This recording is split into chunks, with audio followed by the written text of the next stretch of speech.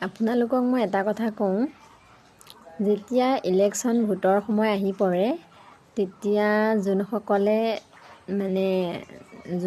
মানে উঠে আৰু মেম্বাৰে হওক বা নিৰ্দলীয় যিহতে নুঠক আৰু গম পাইছে আপোনালোকে, সেইখিনি সময়ত মানুহৰ কিমান মৰম চাবা ঘৰে তেতিয়া আহি কি ধুনীয়াকৈ কয়হি ন যে গম পাইছে আৰু ভোটটো দিবা আৰু যেতিয়া এনেকৈ ধুনীয়াকৈ কৈ থৈ যায় ঘৰত, তেতিয়া ভালেই লাগে। আমিও ভাবোঁ কোনজনক দিলে ভাল হ'ব, ইজনক দিলে ইজনে বেয়া পাব, সিজনক দিলে সিজনে বেয়া পাব, এনেকৈ।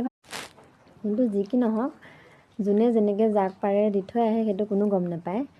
তাৰ পিছত জিকাৰ পিছত তেতিয়া ওচৰ দি গ'লেও মাতষাৰ দিবলৈও টান পায়, যে কেতিয়াবা লগ পালে কয় যে বেয়া নাপাব দেই, তোমাক মই দেখাই নাপালোঁ, দেখা হয় মাত দিলোঁহেঁতেন।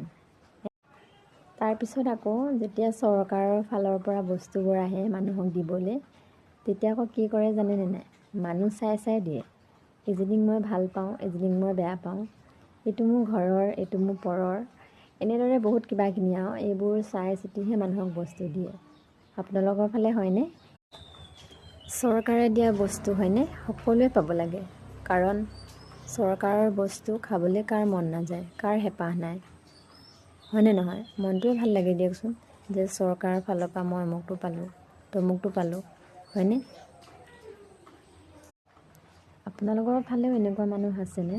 আছে বাৰু, প্ৰতিখন গাঁৱতে এনেকুৱা থাকেই, আছে, সেইটো চবেই কয়, অনুভৱ কৰে, হয়নে বাৰু? মোৰ কথাখিনি যদি শুনি ভাল লাগিলে, সঁচা যদি হয়, তেনেহ'লে লাইক এটা কৰি থৈ যাব।